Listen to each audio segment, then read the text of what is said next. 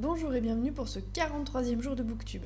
Alors aujourd'hui je vais vous présenter un livre, j'ai hésité pendant quelques jours à me dire est-ce que je le présente, est-ce que je le présente pas, c'est une de mes dernières lectures.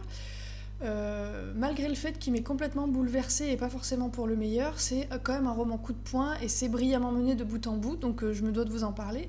Ceci dit, je vous le conseille si vous n'êtes pas trop déprimé et pas trop sensible au glauque et au, au bizarre pas cool.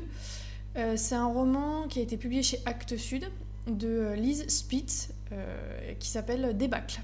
Voilà, donc vous voyez déjà ce qui vous attend à travers la couverture, hein, du truc très joyeux, très sain, très plein de vie. Et alors donc c'est un roman qui est brillamment ficelé. L'autrice elle a fait des études de cinéma, donc elle est spécialisée dans les scénarios de films. Et ça va vous clouer. C'est court, c'est efficace, c'est poignant, c'est tranchant comme une lame de rasoir. Voilà. Moi, si la prose n'avait pas été aussi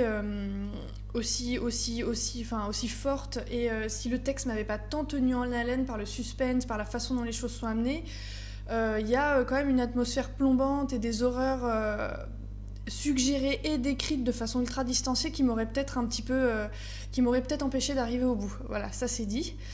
Après, on a tous une sensibilité différente et moi je suis très sensible en général, donc du coup peut-être que vous trouverez ça. Enfin, j'ai une collègue qui l'avait lu, qui l'avait adoré et qui avait trouvé qu'il y avait des moments hyper forts, mais ça l'avait pas autant ébranlé que moi. Donc c'est l'histoire d'une jeune fille.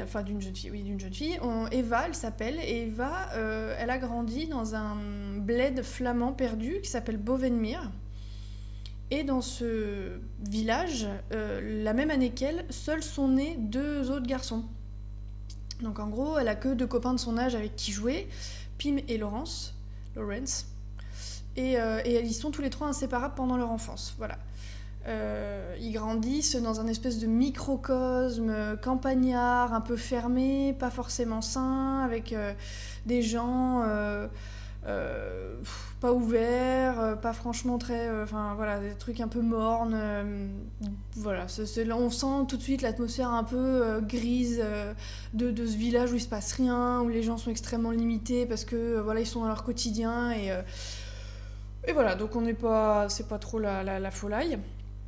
Et en plus, on se rend vite compte qu'Eva, elle grandit dans un environnement familial qui est pas topissime. Et elle fait ce qu'elle peut pour trouver des biais émotionnels et des formes de fuite diverses en allant retrouver notamment ses copains auprès de qui elle espère se faire estimer, auprès de qui elle essaie de trouver de l'affection et du respect surtout. Voilà. Et sauf qu'un jour, les 2 garçons adolescents, ils décident d'élaborer un plan pour que toutes les autres filles du village se déshabillent. Donc Eva, elle est pas hyper OP, mais en gros, ils profitent un petit peu de sa dépendance, ils lui disent bah si t'as envie de rester avec nous, t'as intérêt à participer quoi. Et en fait, le but c'est Eva va devoir trouver une énigme. Et les filles devront trouver la réponse et c'est un espèce de strip poker, je crois que c'est comme ça qu'on dit, où elles auront plusieurs essais et à chaque fois quand elles y arriveront pas, elles devront enlever une fringue quoi. Voilà. Et alors ça se passe pendant un été et c'est un été qui va, pour diverses raisons, traumatiser Eva à tout jamais. Et donc nous on retrouve Eva des années plus tard, qui va retourner dans son village natal parce qu'on l'y invite et elle va y retourner avec un but précis et avec un bloc de glace dans le coffre. Improbable, je vous en dis pas plus, il faut surtout pas que je vous en dise plus, parce que du coup on est là tout le long du roman, on est mais qu'est-ce qu'elle va faire, pourquoi elle y retourne, qu'est-ce qui se passe. On sent quand même que ça va pas être... Enfin voilà, on sent qu'elle y va, qu'elle a un but précis, et même s'il est mystérieux jusqu'à la fin, on est quand même pas trop topiste. Enfin voilà, on sent bien que c'est quand même dans un but funeste et quoi qu'elle veuille faire d'ailleurs. Et alors on oscille entre les flashbacks de ce fameux été là où les détails terribles et distillés hyper habilement sont dévoilés au compte-gouttes et franchement c'est hyper rude quoi, parce que déjà la narratrice, le roman commence, je vous mettrai comme Roi de cendre que je vous ai présenté, je vous mettrai un extrait, vous pouvez l'avoir sur Google Books où il présente 4-5 pages d'entrée, ça vous donnera une idée. Et déjà, vous avez l'impression, quand vous commencez, c'est la narratrice qui commence à préparer son départ pour son village. Donc il y a, je sais pas, une trentaine d'années, 25-30 ans. Et, euh, et alors, on la sent vidée de tout, vous voyez. Un truc, elle parle, elle est ultra neutre, mais neutre comme si elle avait été vidée de toute sa substance, quoi. Et on se dit, mais mon Dieu, mais qu'est-ce qui s'est passé pour que... Enfin, vraiment, on sent qu'elle est pas bien et qu'elle a ce côté un petit peu... ce côté un petit peu fataliste, pathologique, où vraiment il y a un truc qui transpire, même si elle dit rien de spécial au début, parce qu'elle décrit un peu sa vie, enfin ce qu'elle est devenue, en fait ça contextualise un petit peu sa vie d'adulte, là où elle habite, mais même à travers ça, à travers des détails qui sont juste parfaitement descriptifs, on arrive quand même à percevoir un truc qui est pas normal du tout, quoi. Et alors, cet été, c'est au jour par jour, et c'est du coup, point de vue de la petite Eva qui a 12, 13, 14 ans, enfin, je sais plus exactement quel âge. Et, euh, et voilà, et à travers ses yeux et tout ce qu'elle essaie de faire en tant qu'enfant, pré-ado et ado, on voit tout son environnement, et franchement, il y a des trucs, c'est hyper, hyper dur. Et moi, notamment, il y a une scène qui m'a vraiment mise hyper mal. Voilà, je préfère dire que quand même, il y a des moments, dont une, moi, qui m'a vraiment, vraiment mise mal, quoi. Et alors, c'est par contre, moi, j'étais mal, mais je le lâchais pas, le truc, hein. C'est-à-dire, c'est comme je vous disais, c'est un roman coup de poing, on sent elle doit, je pense, écrire des thrillers ou des trucs hyper rythmés. On sent qu'il y a un rythme qui est tenu tout le long. Tout est parfaitement mené, quoi. Voilà. Donc, même si c'est dur, moi, j'ai aucun scrupule à arrêter un bouquin quand c'est trop dur ou quand c'est trop difficile ou quand ça me plaît moyen. Mais là, c'est vraiment le truc comme quand vous regardez un film d'horreur, vous savez, non, je veux pas regarder, mais vous regardez un petit peu. Bah là, c'est un peu ça aussi.